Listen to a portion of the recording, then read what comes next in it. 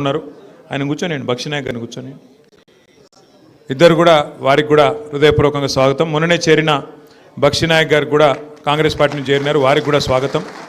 అట్లాగే వేదికపై ఆసీనులైన పెద్దలు అన్న మాజీ చీఫ్ విప్ వినయ్ భాస్కర్ గారు, మాజీ శాసన మండలి సభ్యులు కర్నె ప్రభాకర్ గారు, మాజీ ఎమ్మెల్యేలు గౌరవనీయులు సురేందర్ గారు, షకీల్ గారు, అదేవిధంగా వేదికపైన ఉన్న ఖానాపూర్ నియోజకవర్గంలోని వివిధ మండలాల పార్టీ అధ్యక్షులు, సీనియర్ నాయకులు, రాష్ట్ర మరియు జిల్లా నాయకులు, గెలిచిన సర్పంచులు, అదేవిధంగా వారి బంధుమిత్రులు, పేరు పేరున అందరికీ హృదయపూర్వకంగా నమస్కారం, హృదయపూర్వకంగా మీకు స్వాగతం.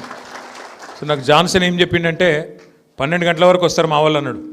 కానీ మళ్ళీ నాకు ఫోన్ చేసి అన్న 9 గంటల వరకే వచ్చినట్టాడు. కాబట్టి కొద్దిగా ఆలస్యమైంది, దయచేసి ఏమనుకోవద్దు మీరు ఎవరు కూడా. ఎందుకంటే ఎల్లారెడ్డి నియోజకవర్గంలో ఒక చిన్న సంఘటన, చాలా దుర్మార్గమైన సంఘటన జరిగింది. ఒక గెలిచిన కాంగ్రెస్ ఓడు తక్కువ ఓట్లతో గెలిచిండు. కానీ గెలిచి వాని కళ్ళు ఎంత నెత్తికెక్కినాయంటే రేవంత్ రెడ్డిని, అధికార బలాన్ని, అధికార మదాన్ని చూసుకొని ట్రాక్టర్ తీసుకొచ్చి పోటీ చేసి ఓడిపోయిన మన అభ్యర్థి ఇంటి ముంగట కూర్చుంటే అరుగు మీద ఇంట్లోకి ట్రాక్టర్ తీసుకొని వచ్చి అక్కడ ఉండే 5-6 గుద్దిండు. గుద్దితే అందులో ఇద్దరు చాలా సీరియస్ ఉన్నారు. వాళ్ళిద్దరు హాస్పిటల్లో ఉంటే హాస్పిటల్ వాళ్ళని కలవనికి పోయి డాక్టర్లతో మాట్లాడొచ్చే వరకు కొంత ఆలస్యమైంది. దయచేసి ఏమనుకోవద్దని కోరుతా ఉన్నాను. అయితే మీ అందరితోని ప్రార్థన, మీ అందరికీ చేసే విజ్ఞప్తి ఒకటే.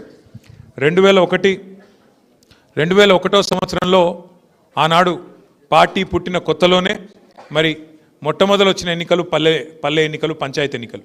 2001 ఏప్రిల్లో పార్టీ పుడితే జూన్ మాసంలో ఎలక్షన్లు వచ్చినాయి. ఎలక్షన్లు వచ్చిన తర్వాతనే మరి ఊరూరికి గులాబీ జెండా పోయింది, ఊరూరికి తెలంగాణ నినాదం పోయింది, జై తెలంగాణ అనే నినాదం. ఆ రోజు 2001లో మారుమోగితే 13 ఏళ్ళు కేసీఆర్ గారు అల్లు పెరగకుండా మీ అందరి ఆశీర్వాదంతో కొట్లాడితే చివరికి తెలంగాణ రాష్ట్రం వచ్చింది. మరి తెలంగాణ రాష్ట్రం వచ్చిన తర్వాత 10 ఏళ్ల పాటు కేసీఆర్ గారి నాయకత్వంలో బ్రహ్మాండంగా పనిచేసుకున్నాం.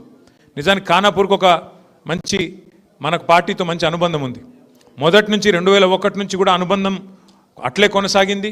2004లో కూడా మీరు ఎమ్మెల్యేగా అన్నాడు గోవింద్ నాయక్ గారిని ఆ రోజు ఖానాపూర్లో గెలిపించుకున్నారు. 2009లో ఓడిపోయినా మళ్ళీ 14లో 18లో 2 సార్లు మళ్ళీ గెలిపించుకున్నారు.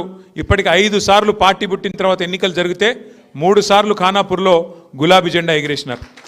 ఒక్కసారి మొన్న 23లో కూడా మొన్న మన నిజాన్ని గెలిచినట్టే లెక్క. కేవలం 2000 ఓటుతో పోయింది. మొన్న జాన్సన్ నిలబడ్డప్పుడు 2000 ఓట్లు అటు ఇటు అయితే మనకు బ్రహ్మాండంగా ఇప్పుడు ఇక్కడ ఎమ్మెల్యే ఉంటుండే. బట్ అయినప్పటికీ బాధ లేదు. ఎందుకంటే ఓడిపోయిన తమ్ముడు జాన్సన్ మాత్రం మీ మధ్యలో ఉన్నాడు. మీ ఎమ్మెల్యే కంటే ఖానాపూర్లో ఎక్కువ తిరుగుతున్నాడు ఇలా జాన్సన్ నాయక్. నాకైతే బలమైన నమ్మకం ఉంది. మళ్ళా ఎలక్షన్ కింద వాళ్ళు ఇప్పుడు పెట్టినా ఎప్పుడు పెట్టినా ఈసారి గులాబీ జెండా పక్కా ఎగురుతుంది ఖానాపూర్లో అన్న విశ్వాసం నాకు మిమ్మల్ని అందరినీ చూస్తే వస్తూ ఉన్నది. ఎందుకంటే సామాన్యమైన విషయం కాదు. ఎప్పుడైనా కూడా సర్పంచ్ ఎలక్షన్లు, లోకల్ బాడీ ఎలక్షన్లు జనరల్గా అధికార పార్టీకి అనుకూలంగా ఉంటాయి. కానీ ఇలా మీరు చూస్తున్నారు పరిస్థితి ఎట్లా మారిందో. 2 ఏళ్లలోనే ఒక గవర్నమెంట్ వచ్చి 2 ఏళ్ళు అయిందో కాలేదో ఇలా ముఖ్యమంత్రి గారు కాలికి బల్పం కట్టుకొని విజయోత్సవాల పేరు మీద జిల్లా జిల్లా తిరిగినా కూడా పంచాయతీ ఎన్నికల్లో ఎన్నడూ ఏ ముఖ్యమంత్రి చేయడు ప్రచారం. సర్పంచ్ ఎలక్షన్లో ముఖ్యమంత్రులు ప్రచారం చేయంగా ఎప్పుడైనా చూసినామా? ఎన్టీ రామారావు గారిని చూసినాం, తర్వాత చంద్రబాబు నాయుడు గారిని చూసినాం, రాజశేఖర రెడ్డి గారిని చూసినాం, రోషయ్య గారు, కిరణ్ కుమార్ రెడ్డి గారు, కేసీఆర్ గారు, మన కళ్ళ ముంగట్నే 6-7 ముఖ్యమంత్రులను చూసినాం. ఎవరన్నా ఒక్కరు పంచాయతీ ఎన్నికల ప్రచారం చేసినారండి ముఖ్యమంత్రి? ఎవరు చేయరు జనరల్గా. కానీ ఈ ముఖ్యమంత్రి కాలికి బల్పం కట్టుకొని తిరుగుతున్నాడు. తిరిగి జిల్లా జిల్లాకు పోయి 2 ఏళ్ల విజయోత్సవం అని చెప్పి పరోక్షంగా ఎలక్షన్ల ప్రచారం చేసినా ఇవాళ గణనీయమైన ఫలితాలు మనకు వస్తూ ఉన్నాయి. ఇంకా ఘోరం ఏంటంటే ఎమ్మెల్యేలు బెదిరిస్తూ ఉన్నారు. ఒక్కొక్క కాంగ్రెస్ ఎమ్మెల్యే ఇలా కళ్ళు నెత్తికెక్కి అధికార మదం తలకెక్కి ఇష్టం వచ్చినట్టు మాట్లాడుతున్నారు. ఇప్పుడే ఇక్కడికి వస్తుంటే నేను చూసిన ఒక కాంగ్రెస్ ఎమ్మెల్యే అంటుండు, మీరు నన్ను చంపేస్తే అంటే ఎలక్షన్లో ఓడగొట్టి నన్ను చంపేస్తే నేను మిమ్మల్ని చంపేస్తా గెలిస్తే అంటున్నాడు. ఆ మాటలు మాట్లాడుతున్నారు. అవి చూసుకొనే ఇలా కాంగ్రెస్ కార్యకర్తలు కూడా చెలరేగిపోయి పిచ్చి పిచ్చి ప్రవర్తనలన్నీ చేస్తూ ఉన్నారు. నేను దయచేసి ఇక్కడ గెలిచి వచ్చిన మా సర్పంచులు ఎవరైతే మొత్తం 56 మంది, వారితో పాటు ఇవాళ చేరుతున్న 4 ఇండిపెండెంట్ సర్పంచులు ఉన్నారో 60 మంది మా ఖానాపూర్ నియోజకవర్గంలో మీకు నేను చేసే విజ్ఞప్తి ఒకటే. సర్పంచులకు నిధులు అనేది ఎమ్మెల్యే ఇయ్యడు.